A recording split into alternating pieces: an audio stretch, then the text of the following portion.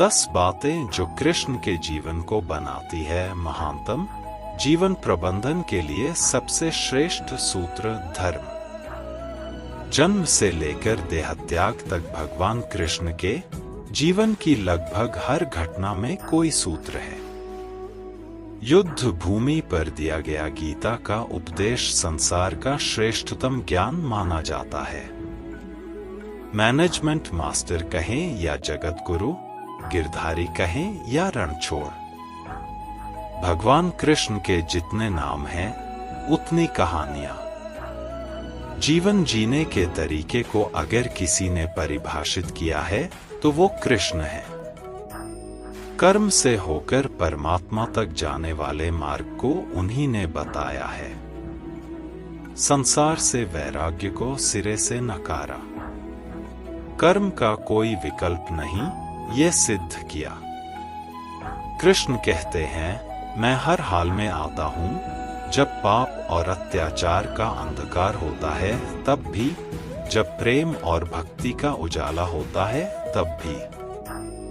दोनों ही परिस्थिति में मेरा आना निश्चित है। वैसे तो कृष्ण का संपूर्ण जीवन ही एक प्रबंधन की किताब है, जिसे सैकड़ों हजारों बार कहा सुना जा चुका है। कुरुक्षेत्र में 2 सेनाओं के बीच खड़े होकर भारी तनाव के समय कृष्ण ने अर्जुन को जो ज्ञान दिया, वो दुनिया का श्रेष्ठतम ज्ञान है। गीता का जन्म युद्ध के मैदान में 2 सेनाओं के बीच हुआ। जीवन की श्रेष्ठतम बातें भारी तनाव और दबाव में ही होती हैं। अगर आप दिमाग को शांत और मन को स्थिर रखने की कोशिश करें तो सबसे बुरी परिस्थितियों में भी आप अपने लिए कुछ बहुत बेहतरीन निकाल पाएंगे। ये कृष्ण सिखाते हैं। गीता पढ़ने से पहले अगर इसी बात को समझ लिया जाए तो गीता पढ़ना सफल हुआ। कृष्ण का जीवन ऐसी ही बातों से भरा पड़ा है, जरूरत है नजरिए की। उनका जीवन आपके लिए माइथोलॉजी का एक हिस्सा मात्र भी हो सकता है और आपका पूरा जीवन बदलकर रख देने वाला ज्ञान भी। आवश्यकता हमारी है, हम उनके जीवन से लेना क्या चाहते हैं। कृष्ण मात्र कथाओं में पढ़ा या सुना जाने वाला पात्र नहीं है, वो चरित्र और व्यवहार में उतारे जाने वाले देवता हैं। कृष्ण से सीखें कैसे जीवन को श्रेष्ठ बनाया जाए। 10 बातें हैं जो अगर व्यवहार में उतार ली तो सफलता निश्चित मिलेगी। एक शुरू से अंत तक जीवन संघर्ष ही है। कारागृह में जन्मे कृष्ण, पैदा होते ही रात में यमुना पार कर गोकुल ले जाया गया। तीसरे दिन पुतना मारने आ गई। यहाँ से शुरू हुआ संघर्ष देह त्यागने से पहले द्वारिका डुबोने तक रहा। कृष्ण का जीवन कहता है, आप कोई भी हो, संसार में आए हैं तो संघर्ष हमेशा रहेगा। मानव जीवन में आकर परमात्मा भी सांसारिक चुनौतियों से बच नहीं सकता। कृष्ण ने कभी किसी बात की शिकायत नहीं की। हर परिस्थिति को जिया और जीता। कृष्ण कहते हैं, परिस्थितियों से भागो मत, उसके सामने डटकर खड़े हो जाओ। क्योंकि कर्म करना ही मानव जीवन का पहला कर्तव्य है। हम कर्मों से ही परेशानियों से जीत सकते हैं। 2. स्वस्थ शरीर से ही विजय है। कृष्ण का बचपन माखन मिश्री खाते हुए गुजरा। आज भी भोग लगाते हैं हम, लेकिन ये संकेत कुछ और है। आहार अच्छा हो, शुद्ध हो, बल देने वाला हो। बचपन में शरीर को अच्छा आहार मिलेगा तो ही इंसान युवा होकर वीर बनेगा। शरीर को स्वस्थ रखना है तो बचपन से ध्यान देने की जरूरत है। ये पेरेंटिंग के दौर से गुजर रहे युवाओं के लिए बड़ा मैसेज है। अपने बच्चों को ऐसा खाना दें जो उनको बल दे। सिर्फ स्वाद के लिए ही ना खिलाएं।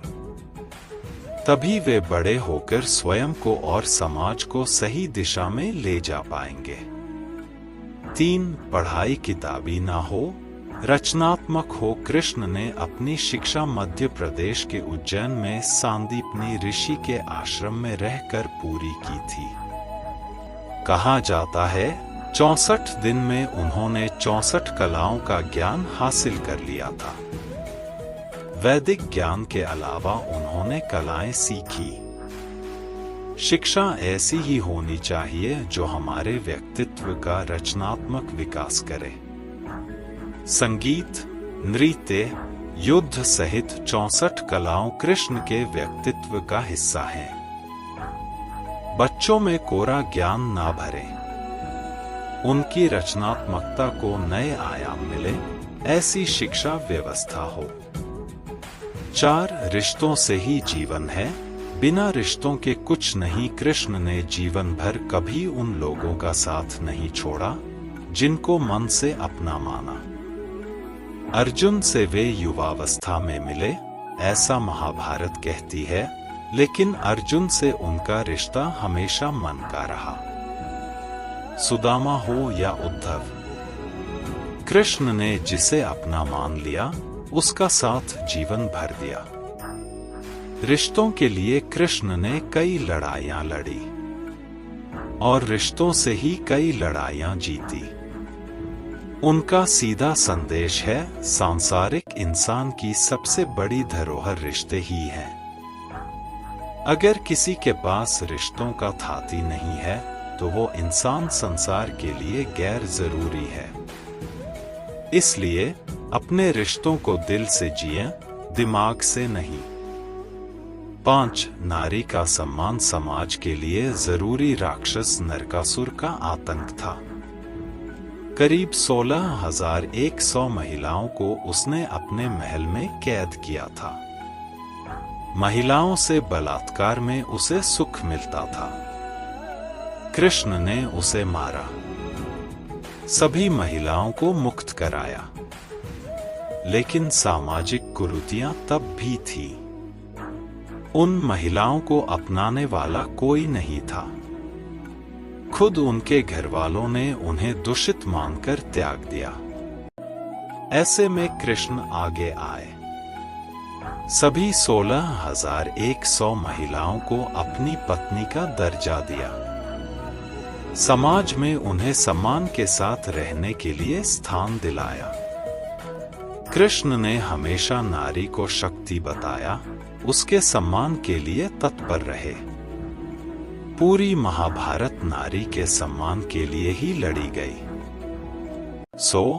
आप कृष्ण भक्त हैं तो अपने आसपास की महिलाओं का पूरा सम्मान करें। कृष्ण की कृपा पाने का ये सरलतम मार्ग है।